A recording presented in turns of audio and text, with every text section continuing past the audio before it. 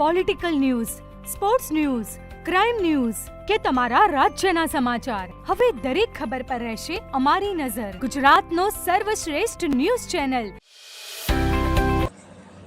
અજ્ઞાનના અંધકારમાંથી જ્ઞાનના પ્રકાશ તરફ લઈ જનારા ગુરુ પ્રત્યે કૃતજ્ઞતા વ્યક્ત કરવાના વિશેષ દિવસે સદારામ લાઇબ્રેરીના વિદ્યાર્થીઓ અને ઠાકોર સમાજના આગેવાનો દ્વારા એક વિશેષ ભવ્ય રેલીનું આયોજન કરવામાં આવ્યું હતું. લાઇબ્રેરી ખાતેથી વાગતા ઢોલિયે નીકળેલી આ રેલી પાટણ ટીબી 3 રસ્તા સ્થિત પૂજ્ય સદારામ બાપુની પ્રતિમા પાસે પહોંચી હતી, જ્યાં ઉપસ્થિત સૌએ સદારામ બાપુના પ્રતિમાને ફૂલહાર કરી શાસ્ત્રોક્ત વિધિથી પૂજન અર્ચન કરીને ગુરુ પૂર્ણિમાની ભાવપૂર્વક ઉજવણી કરી હતી.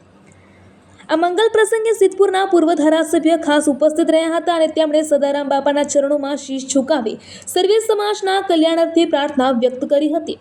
આ ઉજવણીમાં મોટી સંખ્યામાં લાઇબ્રેરીના વિદ્યાર્થીનીઓ તેમજ ઠાકોર સમાજના અગ્રણીઓ અને આગેવાનો હાજર રહ્યા હતા અને દર્શન પૂજાનો લાભ લીધો હતો.